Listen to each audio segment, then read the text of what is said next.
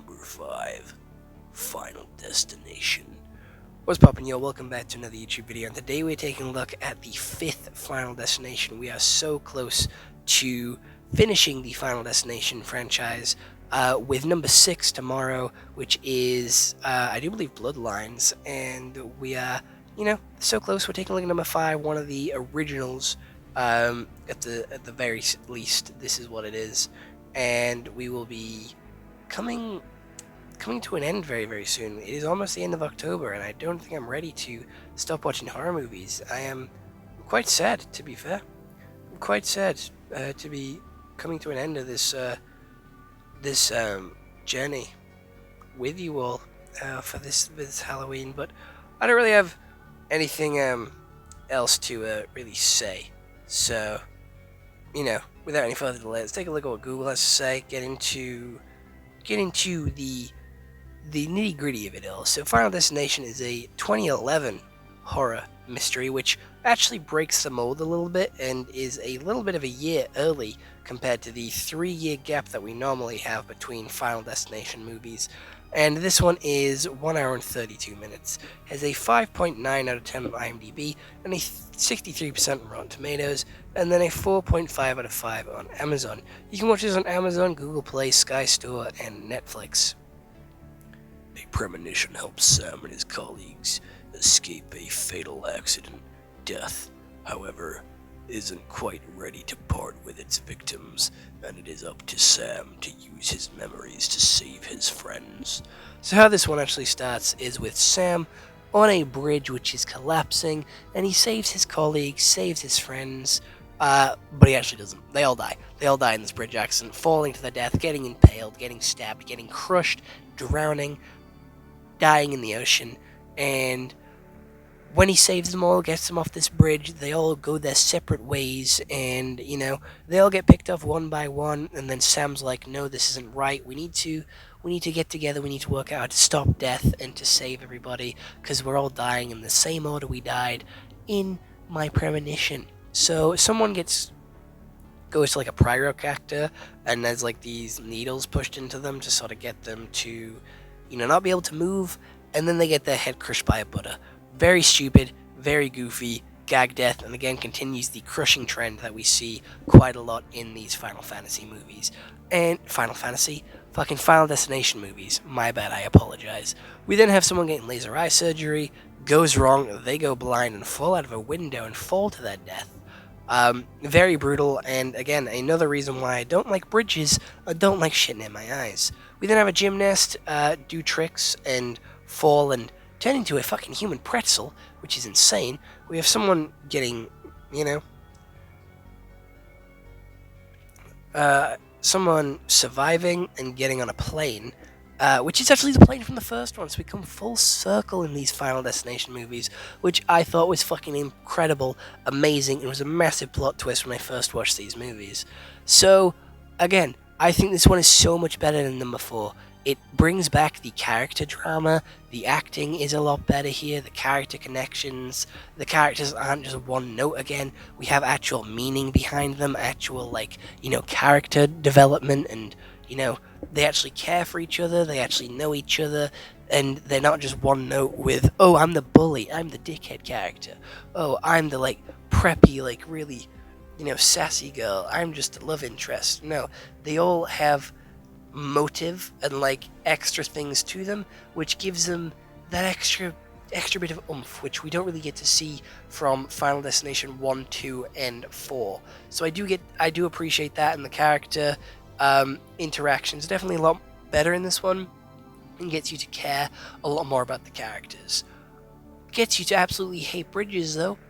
Going across a bridge again feels like we're going back to the Final Destination franchise. Compared to what number 4 did, it tried to be too much, and this one feels like we're going back to the regular, everyday, relatable situations that can end up being fatal with this bridge collapsing. And again, I hate crossing bridges now. Final Destination has ruined most of planet Earth for me, I'm gonna be honest. It's ruined roller coasters, it's ruined planes, it's ruined log trucks, I don't know why I cared about log trucks before, but it's ruined log trucks. It's ruined bridges. It's ruined shit near my eyes. I fucking hate that now. I don't like anything near my eyes. That is terrifying to me because your eyes are so sensitive that it would just hurt, and I cringe and I squeal and my toes curl anytime something comes near my eyes. I fucking hate it. I despise it. It is evil. Nothing will ever go near my eyes. Nothing ever. The closest thing someone will ever come is sunglasses on my fingers when I, rub my eyelids, but never my eyeball. Never my eyeball. Absolutely never. Because that shit was terrifying. Also, when I first watched this movie, I thought it was Megan Fox that played Olivia, who was getting the eye surgery. It wasn't Olivia. I mean, it wasn't Megan Fox that played Olivia, but I always thought it was. My bad. I just thought I'd share that little fact with you. I don't know why I thought it was Megan Fox. It looks nothing like Megan Fox, but I always thought Megan Fox was in the fifth Final Destination movie until I rewatched it as of recent and found out that it's not actually Megan Fox. So there's that tidbit of information for you. But yeah, the deaths don't feel, the crushing one feels quite stupid, I will admit, like the Buddha one. It does feel like it was entirely his fault. Why would you go to a chiropractor? Or someone who puts nails in you so then you don't move? I know you don't fully believe that he can see your death, and you do want to go and relax after your near-death experience, but personally, I wouldn't want to be restrained in a situation like this. It feels wrong. It doesn't feel safe. I like to be able to move. Maybe it releases tension in your muscles. Fair enough. Any other day of the week, that would be fine, but not after a near-death experience. Oh no, not sorry. No, not for me. Thanks, but no thanks. The character's stupid, personally. But, again, we have the same trend of them we can escape death by killing ourselves and coming back. How do we save each other?